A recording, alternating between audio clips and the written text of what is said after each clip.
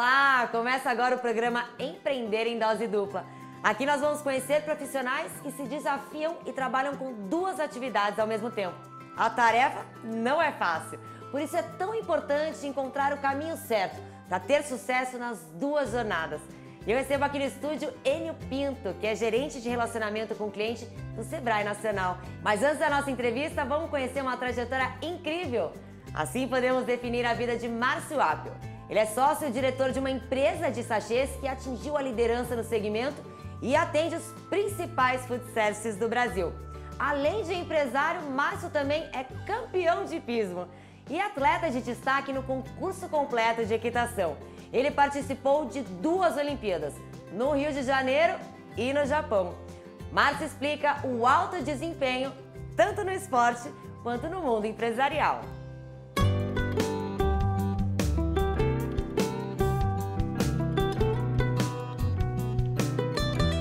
Márcio Appio é sócio-diretor da empresa Bom Sabor, que atua na fabricação e vendas de sachês.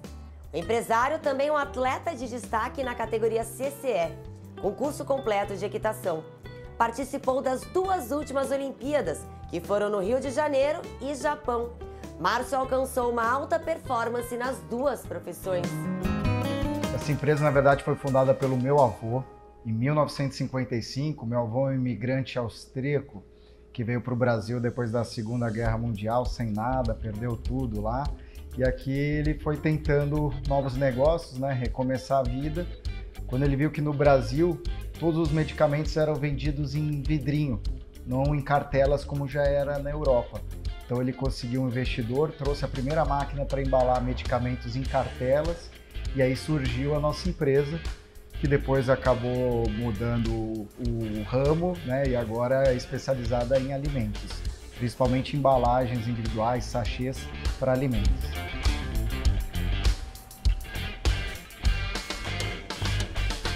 Os desafios são muitos, né? O mercado é muito dinâmico, a gente tem aprendido a lidar com as diferentes situações que aparecem todo dia. A própria pandemia mudou nosso mercado de ponta cabeça. De repente os restaurantes fecharam, os hotéis fecharam, o delivery, por outro lado, cresceu pra caramba, o comércio eletrônico, o e-commerce começou a crescer. Então acho que a gente tem que estar sempre antenado, né? Apesar da empresa ter 67 anos, a gente se considera jovem ainda, a gente está se reinventando todo dia. Eu também já estou nessa função aqui há quase 20 anos.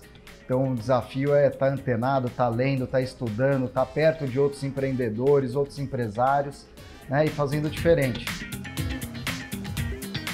Os resultados acabaram mostrando que a gente estava no caminho certo, né? Então no começo aqui era eu, minha mãe e meu irmão, uma empresa familiar, ainda de pequeno porte. A gente tinha sonhos grandes, sonhos de crescer. E quando realmente você começa a ver o resultado, o crescimento de 2 dígitos todo ano, por vários anos consecutivos. Eu lembro que a gente tinha um sonho de entrar no ranking de uma revista para ficar entre as 250 pequenas e médias empresas que mais crescem no país. A gente conseguiu entrar por 5 anos consecutivos nesse ranking. Você vê o prédio crescendo, o número de funcionários crescendo, o produto sendo distribuído aí pelo Brasil todo, então é muito gostoso, né? Acho que é diferente do esporte, que o resultado é imediato, né? No final de semana, naquela competição, você já sabe se você foi bem, se foi mal, se é campeão ou não. No mundo corporativo não é assim, né? Às vezes a resposta não é tão imediata, mas a médio e longo prazo você vai somando esses resultados, vendo o crescimento da companhia e deu para perceber que a gente estava aí no caminho certo. Um empresário sozinho não constrói nada, a equipe é fundamental. Eu fico muito orgulhoso quando eu vejo colaboradores que eu contratei, jovens. Tenho exemplos aqui de pessoas que começaram como estagiários e hoje são gerentes, são diretores, são responsáveis por filiais que a gente tem fora. Então, sentir esse crescimento deles profissional, né? A empresa ajuda muito na formação deles, subsidia a faculdade, cursos. Então isso é muito bacana. Pessoas que têm os nossos valores, né? Que cresceram com a gente, sabem certinho qual é a nossa missão, qual a nossa visão, quais são os nossos valores. Então é fundamental, né? Uma empresa é um prédio, ou são máquinas, o que faz o sucesso são as pessoas, né? Essa é uma pergunta que eu uso às vezes nas minhas palestras, pergunto, você sabe como você gasta suas 168 horas da semana? Até hoje eu não encontrei ninguém que anotou como gasta 168 horas da semana. E o nosso tempo é o ativo mais valioso que a gente tem na vida, né? Eu falo que o tempo é muito democrático. As minhas 24 horas do dia é igual à sua, que é igual do Bill Gates, do Elon Musk, de qualquer um, né? Do cara mais rico ao mais humilde. Então, mas como a gente vai gastar esse tempo, como a gente vai focar o nosso tempo, aí é o grande segredo, né? Então eu tive que definir como eu ia alocar, né, o meu dia para conseguir conciliar o trabalho, que é fundamental, o esporte e principalmente a família, né? Minha rotina é acordar aí por volta de 15 para 6 da manhã. Costumo ter um personal que vai no meu prédio, na academia, desço, malho ali das 6 às 7 da manhã. Tomo café, 8 horas tô no escritório. Trabalho até meio-dia, eu almoço aqui no refeitório da empresa, vou para a Ípica, ali no Clube de Santo Amaro, levo uns 20 minutos para chegar.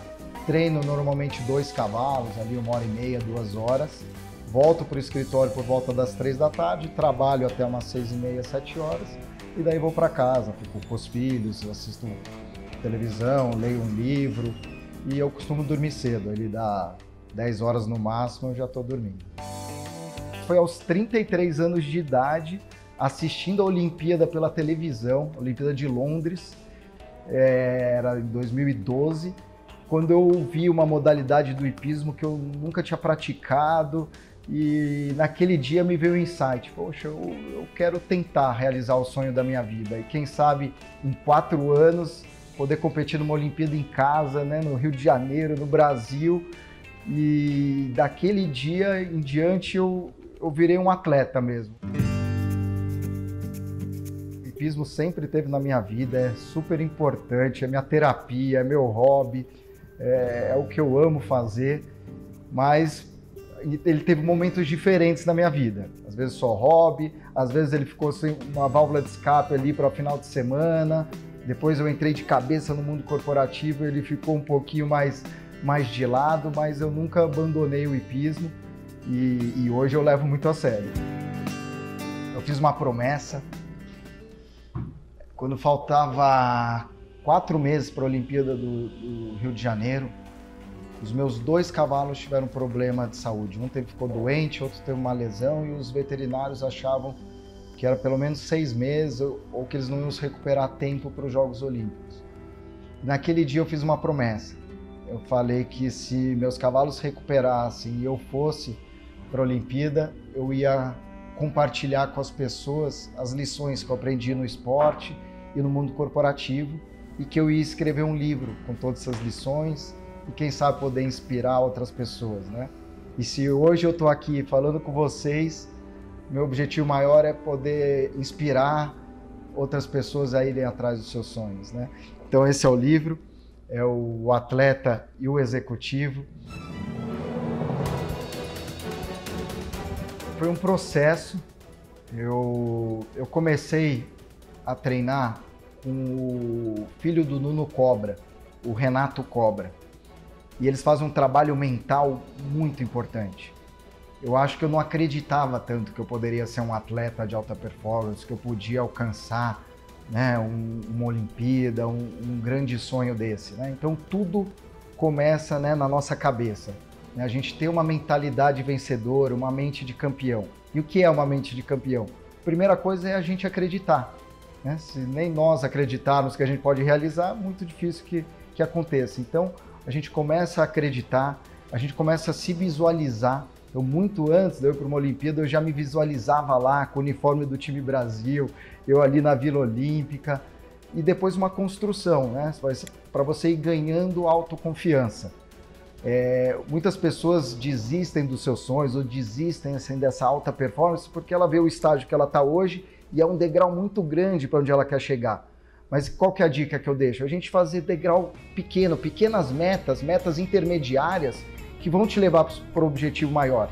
Então, se um dia eu queria competir entre os melhores do mundo, primeiro eu tinha que estar entre os melhores da minha cidade, para depois estar me classificando nas competições nacionais, para depois ir para as competições internacionais e pensar em estar entre os melhores do mundo. Então, são pequenos degraus objetivos, que a hora que você vai somando isso ano a ano, você vai criando confiança. E outra coisa é não se abalar com as derrotas, né? No esporte a gente mais perde do que ganha, então eu aprendi a literalmente aprender com as derrotas, a gente tira muitas lições das derrotas, mas levar isso como um aprendizado para você ir melhor na próxima competição, para você evoluir. Eu trouxe muitas lições, né, do mundo corporativo para o esporte e vice-versa. Eu lembro uma época, quando eu ainda não praticava o esporte em alta performance, né, teve até uma pessoa que me cutucou e falou: poxa, Márcio, na empresa você é tudo estruturado, você tem um time, você tem metas bem definidas e parece que aqui você está meio bagunçado, né? Então eu trouxe um pouco do mundo corporativo para o esporte, realmente esse planejamento, né, esse orçamento, definir metas, isso foi muito importante.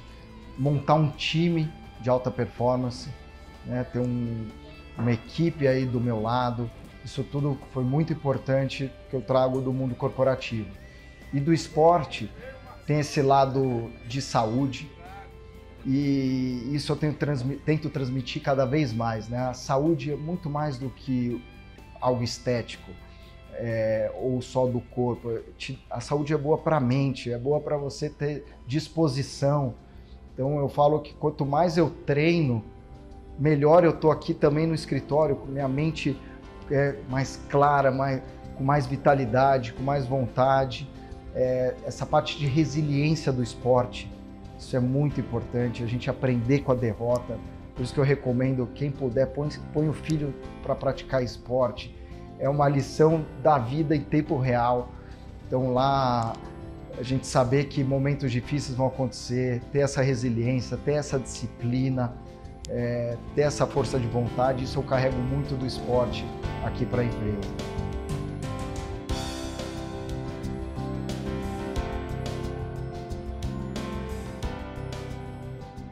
Enio, que história bonita, né? Inspiradora. Sensacional, muito inspiradora. Você acha qual é o segredo de ter um sucesso na dupla jornada? Você que é gerente em relacionamento, como é que funciona? Veja, olha, tanto essa iniciativa empreendedora como a questão de ser atleta, acho que elas se retroalimentam. A gente costuma dizer que para você ter sucesso empresarial, você depende de um tripé de competências. Um na área mais operacional, por exemplo, você tem um restaurante, saber cozinhar, fazer ali a gestão da tua cozinha, do teu restaurante. A outra, a gestão do negócio em si, questão de recursos financeiros, recursos humanos. E por fim, o aspecto mais atitudinal, o comportamento, a questão de você ter um perfil empreendedor. Para ser atleta, você também depende desse tripé. No caso, ele tem que dominar as técnicas de hipismo, ele tem que ter uma atitude mental muito positiva, um atleta olímpico, e alguém tem que fazer a gestão dessa carreira. Então, com certeza, uma alimenta a outra, uma energiza a outra. Muito positivo. Agora, você acha que se ele não tivesse sucesso como empresário, ele conseguiria ter essa força para empreender no lado aí do esporte, ter um novo sonho, uma nova meta? Olha, o que acontece? Ele é um professor na questão do empreendedorismo. Ele usa termos que são críticos para o sucesso nessa área e que também reverberam fortemente na questão da disciplina necessária para ser atleta. Por exemplo, ele fala o tempo todo em metas. Né? Uma empresa tem que ter metas de venda, metas de redução de custos, meta de expansão, de domínio de mercado. E para você ser atleta também é necessário ter metas. Ele até falou que meio que fatia, né? Ele trabalha de maneira faseada as metas dele. Primeiro eu quero ser o melhor da minha cidade, depois do meu país, depois o melhor do mundo. Então assim, ele tem sempre um norte, um objetivo muito claro, né? E isso impulsiona ele nas duas atividades. O brasileiro é um povo empreendedor, Enio?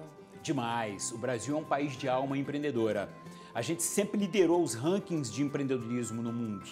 Os rankings mais quantitativos, Vivian. Eu acho que a gente tem muito espaço e potencial para trabalhar os aspectos mais qualitativos também. E você acha que falta no mercado? Olha, ainda há um pouco de amadorismo. O brasileiro precisa se dedicar ainda mais. Eu vi ali ele fazendo a administração do tempo dele, ele se dedica, ele malha de manhã, ele vai para a empresa, ele treina na hora do almoço, ele volta para a empresa, à noite ele fica com a família, mas ele falou, eu aproveito para ler, me atualizar, ficar próximo a outros empreendedores vanguardistas, para me inspirar com os insights que eles vão me passar. Falta muito para o empreendedor brasileiro esse aspecto mais qualitativo. Ele entra muito no negócio em função de que ele deriva um hobby, assim, eu gosto de malhar, vou montar uma academia. Mas fica faltando aí o aspecto da gestão também. Como é que eu formo o preço de venda? Como é que eu faço captação de talentos? Como é que eu faço controle de estoques? Como é que eu defino toda uma linha de produção? Então, assim, tem que dominar o aspecto de operação daquela empresa, mas também a gestão e, por fim, lapidar o seu comportamento, lapidar a sua atitude, lapidar suas características como ser humano para que você se aproxime cada vez mais do que a gente entende como um perfil ideal para quem quer empreender. E quem quer empreender e não tem essa experiência, não sabe por onde começar, né? Talvez eu vou abrir uma emissora de televisão um dia. Como eu faço? Porque não tem experiência, como você falou, né? A gente tem quantidade, mas não tem qualidade. Olha só, o bacana nisso tudo é que muita gente acreditou durante muito tempo que dava para você adquirir as características de gestão. São técnicas que eu vou entender e vou dominar, mas que a questão mais atitudinal, ou você nascia, né, era uma questão nata, ou eu nasço com esse perfil empreendedor, contínuo para os negócios, para o comércio, ou eu não tenho como adquirir. E não, porque, veja, a característica ideal para empreender é um comportamento. E eu posso mudar comportamento, eu posso lapidar comportamento. Então eu posso me desenvolver tanto nos aspectos de domínio de técnicas de gestão, como eu posso desenvolver em mim competências, comportamentos que são ideais para quem quer empreender com sucesso. E de uma forma prática, que ajuda que a gente pode procurar dentro do Sebrae ou algum curso, como o empreendedor pode buscar essa ajuda? Tá. A gestão dos negócios é muito dinâmica, é muito acelerada. Você tem que ter um processo continuado de capacitação. E aí você pode acessar o Sebrae ou de maneira remota, digital, ou de forma presencial. O Sebrae está na internet, o Sebrae tem um 0800 570 0800. Você pode conversar com o Sebrae por chat, e-mail, WhatsApp, ir numa agência do Sebrae, receber um agente do Sebrae no seu negócio. Procure o Sebrae. Os nossos serviços, os nossos produtos são ou quase sempre gratuitos ou muito subsidiados. E aí você tem que definir toda uma trilha de capacitação, que vai envolver cursos, palestras, consultorias, orientações técnicas, um conjunto de soluções que vai dar para você toda a competência necessária para você empreender. Mas e ajuda financeira? Ele dá ajuda financeira também? É uma excelente pergunta e é uma oportunidade de explicar que o Sebrae não é banco. A gente não empresta o dinheiro, mas a gente faz tudo mais, ou seja, a gente dá uma consultoria creditícia. Eu digo para o empresário se de fato ele precisa de dinheiro, de quanto ele precisa, se ele vai ter capacidade de pagamento para honrar aquele financiamento. E eu entro inclusive de avalista nessa operação. O Sebrae tem o FAMP, que é o Fundo de Aval para Micro e Pequena Empresa. Então, se eu não tenho como garantir uma operação financeira de crédito junto ao banco, o Sebrae entra como meu avalista. É interessante isso, né? Fica mais fácil aí para o pequeno empreendedor, as pessoas que têm novas ideias. Você acha que é possível manter 2 empreendimentos? No caso do Márcio, ele é atleta e empresário, mas você acha que é possível ter 2 empresas diferenciadas, por exemplo? Sim, eu acho bem interessante, até porque às vezes uma não está performando muito bem e você se ancora na outra, né? Mas veja, aí vai necessitar que você faça de fato uma boa gestão de tempo. Tempo é absoluto, tempo é uma convenção, mas ele é absoluto. Eu, inclusive, não faço a gestão do tempo, eu faço a gestão das atividades para que aquela atividade caiba no tempo, para que eu seja o mais produtivo possível dentro de uma menor dimensão de tempo. Mas veja, é fundamental que eu tenha time, ele fala nisso o tempo todo. Né? Ele fala, né, dos colaboradores bastante. Exatamente, né? Ele se suporta no time dele o tempo todo, né? Nos sócios, ele fala que foi sócio da mãe, sócio do irmão. O sócio, ele te complementa na questão tempo, na questão competência, na questão de aporte financeiro, te ajuda a diminuir também a questão do risco, você vai dividir também um eventual risco, né? E uma outra coisa que você tem que essencialmente fazer é delegar. Você não tem como tocar 2 negócios e fazer tudo. Você tem que se colocar na essência desse empreendimento, nos aspectos mais estratégicos e delegar e confiar ao seu time a execução de questões mais operacionais. Agora, você como gestor de relacionamento, é importante você saber trabalhar em equipe, porque essa relação, né, que nem você falou dos colaboradores, o Márcio agradeceu, do sócio, isso é muito importante. Nós sabemos trabalhar em equipe? Olha, veja, uma empresa, ela é o ser humano. Ela não é o prédio, ela não é o produto, assim. Eu costumo dizer que a empresa vai trabalhar de manhã às 8 e volta para casa para descansar às 18. O time tem que ser capacitado continuamente, permanentemente, valorizado. E o time tem que saber que ele pode crescer junto com o empreendimento.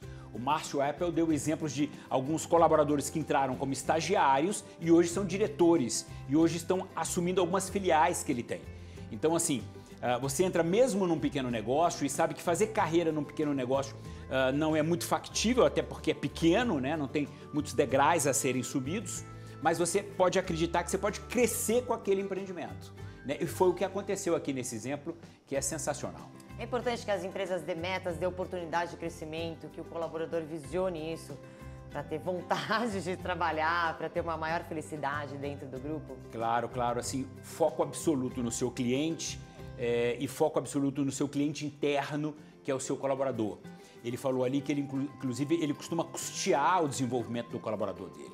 Ele paga a formação superior do colaborador dele, investe em capacitação no time dele. O ser humano ele não é só motivado pela questão financeira, mas muito pela oportunidade de crescimento, dele ter uma visão de futuro, né, dele ver uma luz forte no fim daquele túnel. Você falou sobre o ranking, né, que o brasileiro está no 7º lugar do ranking? Hoje a gente tem uma pesquisa chamada Global Entrepreneurship Monitor, que monitora a atividade empreendedora no mundo. E o Sebrae é o 7º país mais empreendedor do mundo. Ele tem o maior percentual da sua população adulta empreendendo à frente de um negócio. A gente tem alguma coisa em torno de 40 milhões, 43 milhões de indivíduos adultos no Brasil empreendendo. Ou seja, é uma Argentina inteira, é uma Espanha inteira, é uma Coreia do Sul dentro do Brasil empreendendo. No aspecto quantitativo, a gente vai muito bem, obrigado. O brasileiro adora escolher, ter o livre-arbítrio. E quando você ingressa na sociedade produtiva por meio do empreendedorismo, você é que define o que você vai fazer. Eu vou abrir um restaurante, eu vou abrir uma oficina mecânica, eu vou abrir um clube de corrida. E isso é muito sedutor para o brasileiro, essa possibilidade de escolher. Quando você ingressa na sociedade produtiva como um colaborador, você é escolhido. Você distribui currículo e alguma empresa vai te chamar. Às vezes não é exatamente a empresa que você queria, às vezes não é exatamente para a função que você mais desejava, então isso não seduz tanto o brasileiro. O brasileiro adora ter mais domínio sobre o destino dele. Qual é o país que lidera esse ranking? Olha, isso flutua muito, mas o que é relevante colocar aqui é que as maiores economias do mundo, por exemplo, o Brasil está em 7º, a maior economia do mundo, que é os Estados Unidos, está em 17º. A China ainda mais atrás, a Alemanha ainda mais atrás. Assim, nessas grandes nações, tem um perfil muito mais de ser colaborador do que ser empreendedor. O brasileiro, até quando está dentro de uma corporação, ele gosta de ter liberdade. Ele é o que a gente chama de um intraempreendedor, né? Eu tô lá dentro do Sebrae e encaro o Sebrae com olhos de dono. Assim, eu atuo como se aquele negócio fosse meu. Isso é muito próprio do perfil do brasileiro. É bem legal isso, né? Faz, eu acho que o brasileiro crescer cada vez mais, né? Sempre ter a esperança viva aí, né? Não tenha dúvida, o colaborador brasileiro é muito bem visto nas corporações mundo afora, né? Ele é muito criativo, ele encontra saídas, ele puxa a responsabilidade. Tem muitos países que contratam brasileiros, né? Muitas multinacionais, né? Principalmente na China, Europa, né? O brasileiro sabe lidar com qualquer tipo de situação. Verdade, o brasileiro sai um pouquinho do quadrado, né? Isso é muito desejado aí fora. Tá bom, muito obrigada pela sua presença, viu, Enio? Eu vou pedir para você deixar uma mensagem aqui para essas pessoas que querem começar a empreender e não sabem o caminho. Vamos ver aqui o que o Enio tem para dizer pra gente. Olha só, o conceito mais usual de empreendedorismo são aquelas pessoas que conseguem equilibrar o sonho com a realidade, o sonhar com o concretizar. Isso é empreender. A gente viu isso no sonho do Márcio, ele sonhava ser um atleta olímpico e concretizou isso. Então veja, tudo começa com os seus sonhos. Então sonhe grande, sonhar pequeno e sonhar grande dá o mesmo trabalho. Sonhe grande, traga seu sonho para o Sebrae e a gente vai ajudar você a concretizar esse sonho. Muito obrigada pela sua presença, viu, Enio? Foi um prazer aqui esclarecer todas as nossas dúvidas com você. Todo meu. É isso aí, se você também tem um sonho, quer empreender, você não pode perder nossa programação aqui no canal Empreender e principalmente o Empreender em Dose Dupla. Tchau, até a próxima!